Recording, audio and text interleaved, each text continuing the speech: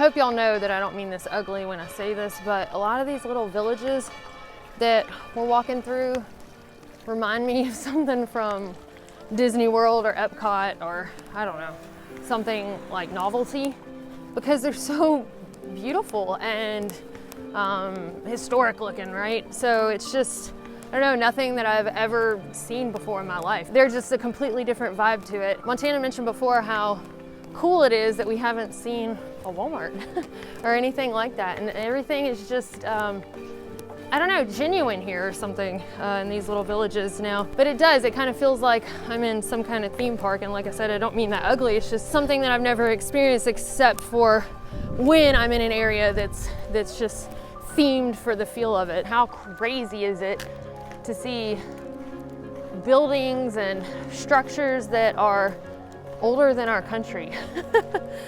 That's just kind of hard to really wrap your mind around. So it's really cool to just be completely submerged in something that I've never experienced before.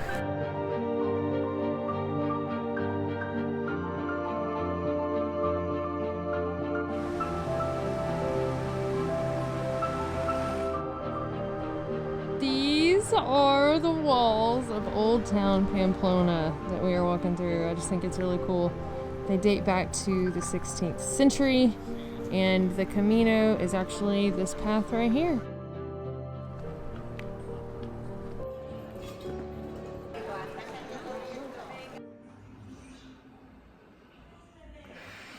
Whoa.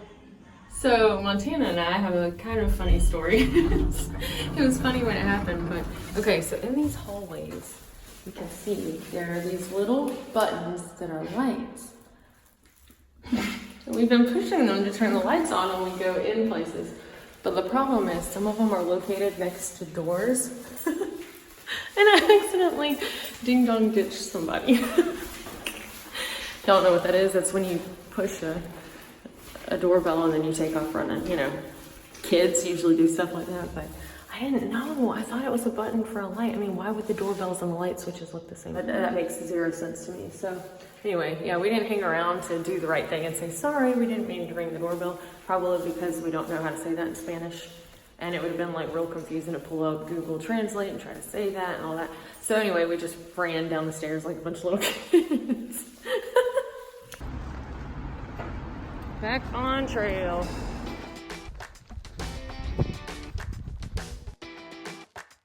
We have finally escaped the vortex that is Pamplona. We got a lot of errands done. We went to the post office, and bless their hearts, they were very patient with us while we were trying to mail something home because we didn't speak Spanish and they didn't speak English. But we got it done. We went to an ATM because apparently you can't just go to any ATM. But we found a BBVA ATM, which worked just fine. And then we got some SIM cards. Verizon lied to me and told me that I would be fine overseas because, you know, I just drowned my phone a couple of months ago. It's apparently not unlocked for 60 days, but I asked them before we came out here. But thankfully it'll be unlocked in about 5 or 6 days, so I went ahead and picked up a SIM card from a man who was extremely helpful. We happened to pass by a place while we were walking around Pamplona that mentioned podiatry, so we made an appointment and Montana went in. They did rub out the plantar fascia, and then they did some sort of like poking. So I don't know if it was like a dry needling thing exactly. We don't know exactly what it was, but it seems to have helped Montana somewhat. Anyway, she was a trooper. I know it hurt, but she's trucking along all right today. No hitch in the giddy up, right, Montana? Right.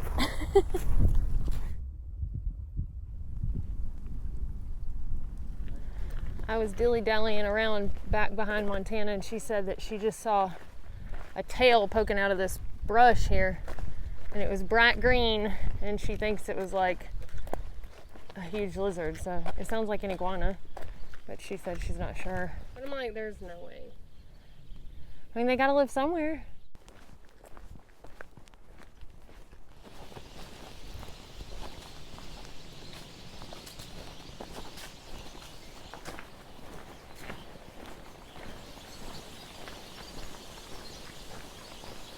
I don't see them, but I hear them. Birds are flying out everywhere.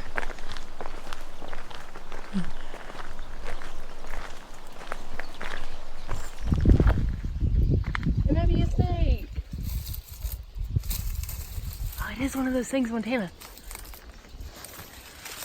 You see it? Yeah, I see him. That's what she was talking about, guys. He's so cool again. If any of y'all know what the name of this is, please let us know. You want him? Yeah. So I will grab a hold to your finger.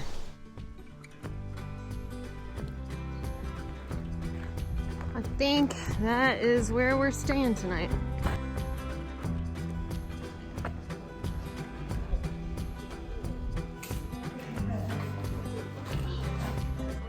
Me and Montana have some work to do.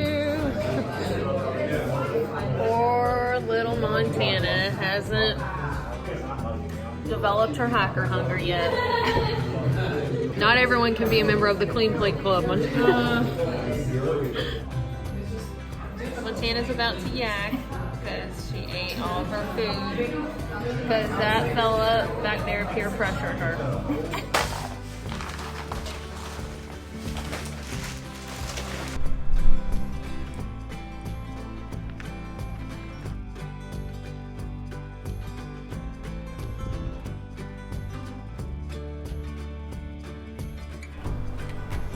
It's a heart.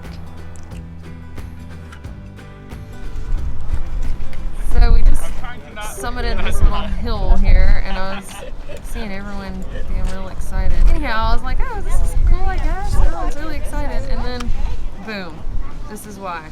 The way.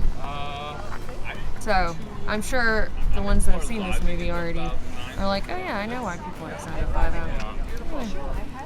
here we go. We're on the way, Montana. Entering a village. So why are the stop signs in English? We're in Spain. We want to know. Hey. Hi. Yeah, go say hello. Guys, I needed feminine products, and I can't make this up. This is what happens in the movies. Now we have to either buy another one and hope they both fall out, or I have to cost the machine.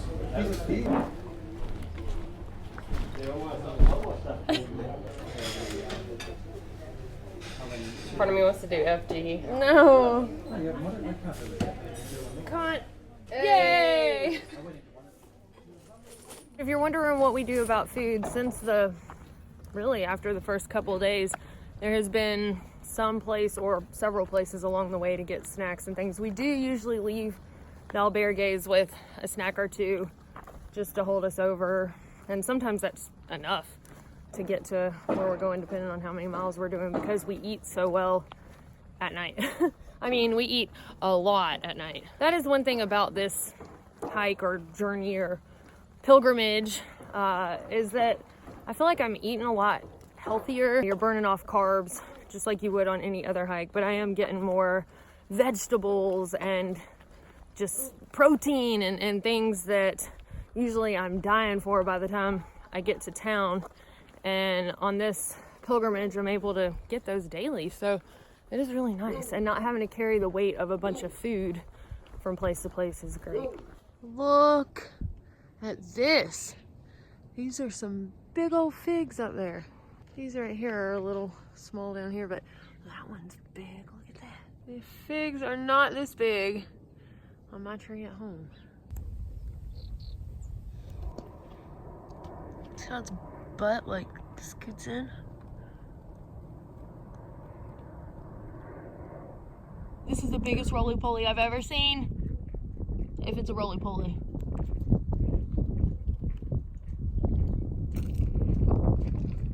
Oh my god, it is! Yes! This is mistletoe, and Montana, when I told her that, she ran away and said she's not kissing me. I wasn't gonna ask you. That's gross, Montana. I debated on whether or not to share this story, but it's part of the experience, so here we go. At Roncesvalles, or however you want to say it. I've heard like 10 different pronunciations. But at the monastery, the big monastery where all the pilgrims stay, Montana and I were going to sleep. I heard somebody come walking through the crowd. It was already past lights out. I hear this noise, and I thought, surely that's not what I think it is. And it's kind of in the distance, but in the same room. And I said to Montana, you've got to be kidding me. And she's like, what? And I was like, listen. Sure enough, the sounds of humpage, y'all. There were folks humping in the room with everybody else. Now, I'm sorry if you've had to explain to your children what humpage is, but it's just the act of camels walking together, humpage. But anyway, so I understand that there are different cultures, but surely these people don't think that in every culture, and I don't know in which cultures that would be acceptable, but maybe there are some. So I got up and I went over there, and there was this Korean man that was near them, and he sat up looking real confused at what was going on. And I walk up and I'm like, really guys, folks are trying to sleep. They were not even covered up with anything. I went back to my little partition with Montana, and a little while later they cranked back up. I hope that this is not something that's gonna happen frequently, because I just don't really want to be a part of people's intimate time, especially being in the monastery. Do it in the woods, or if you have that much energy at the end of the day, maybe you need to walk some more.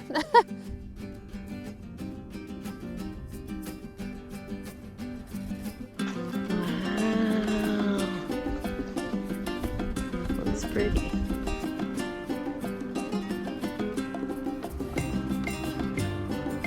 Puente Lorena.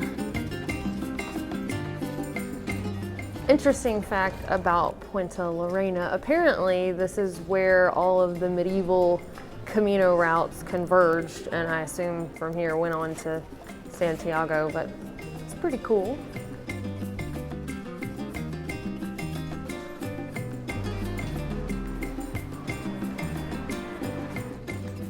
You know, 2 in 1 on both ends.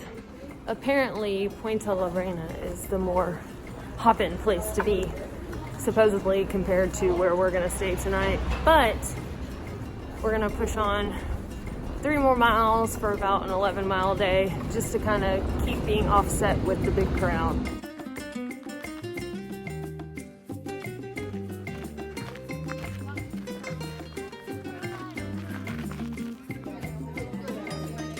Ice cream, glass, strawberry or coffee or chocolate, small, okay?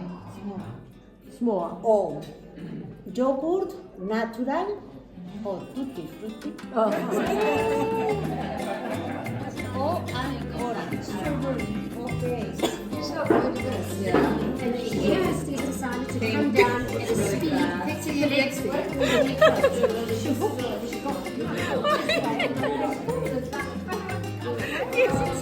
I guess you have work to do now.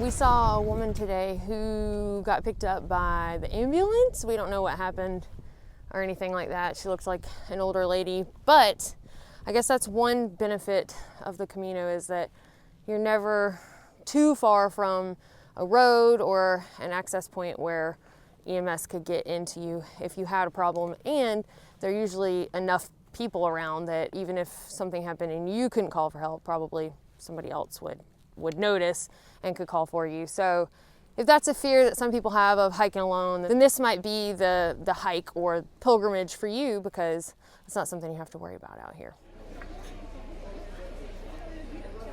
Hello.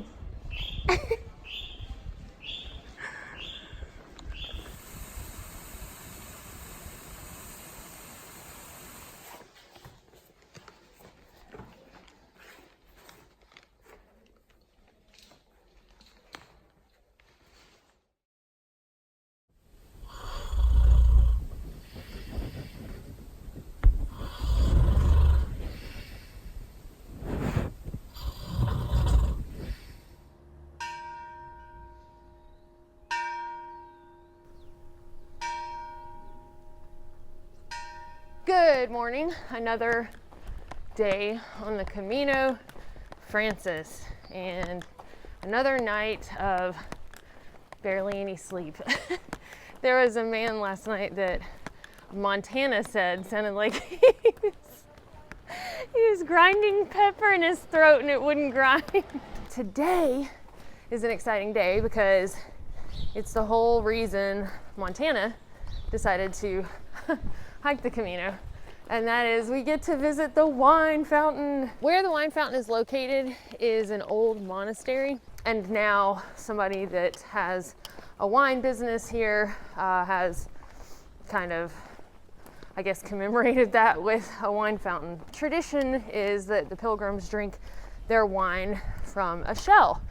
So we've been kind of holding out on getting a shell because we had heard that it's like more special, if you will, if somebody gives you a shell or you find one along the way. But I don't know where we're gonna find one because we're not near the coast. So we decided we would hold out until we got close to the wine fountain. So last night we go on a hunt for shells, and we found some with like 10 minutes to spare at this little store that was closing at 8 p.m. And then we started thinking, Montana was like, I wish we could kind of personalize them or paint them or make them different somehow so they're not just like everybody else's shells. And at that point, with about 7 minutes to spare, we happened to pass this little shop and there was a sign that said something about ceramic lessons on the outside of the door.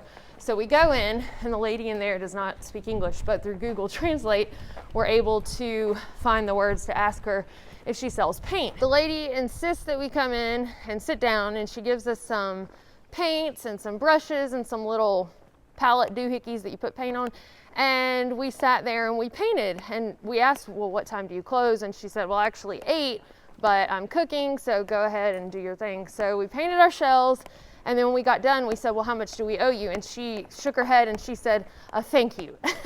So of course I hugged her because I'm a hugger, and Montana gave her the thank you because she's not into hugging. And we have painted shells, and they're so not very attractive, probably from what most people's artistic standards would be, but they're beautiful to us, and our mom likes them, so that's all that matters. And so today we get to drink wine out of shells that are special to us and that kind of have a cool story and a cool experience behind them. So anyway, on to the wine fountain.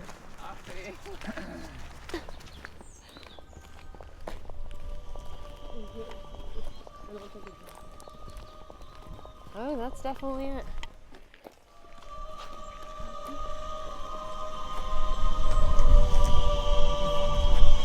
This wonderful moment of music brought to us by Montana's phone. Oh God, it's spilling.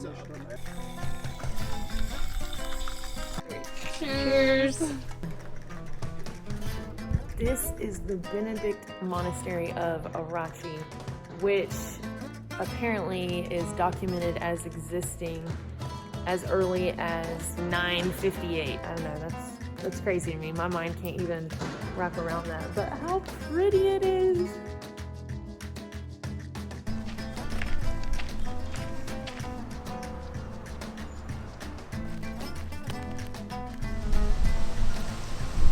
I'm still just blown away by the kindness of the lady who let us paint our shells at her ceramics shop.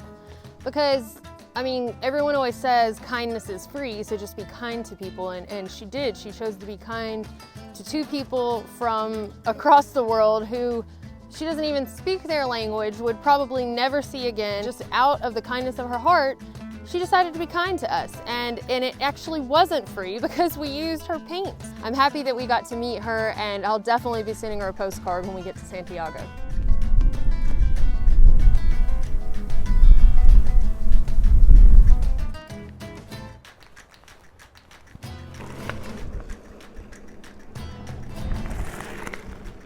Montana and I were sitting at lunch today, and we were thinking about reserving a room in the next town. It's kind of a bottleneck area. We were afraid that a lot of folks were going to end up trying to stay in the same area. And we'd been talking to these folks while we were having lunch.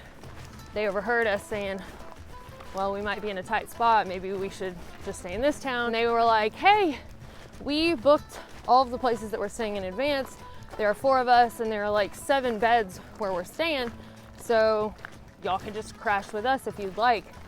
And I mean, how freaking awesome. Like, now we have a place to stay, so we don't have to stress, and we also don't have to do way less miles than we were aiming to do. So it all just kind of worked out. And it seems on these pathways where there are a lot of people together, there's usually some kind of community that's formed and folks work together. So it was really nice of them to offer that. We got beds tonight, we got it all figured out, and we're just gonna enjoy the day now. I think that this is what people are referring to when they talk about the Camino experience. So I'm more than anything excited that Montana is getting to see all of this and be a part of it. It's been good not only to experience myself, of course, but really to get to see her do this and to be here with her for it. So anyway, good night. Go, buddy. Go. Go. Go. You can do it. You're almost there. No, you can't go under the finish line. He said I'm just gonna move the finish line. Here, I got you. I got you, dude. Are you eating the finish line? Like, I'm confused. Yay! He crossed the finish line.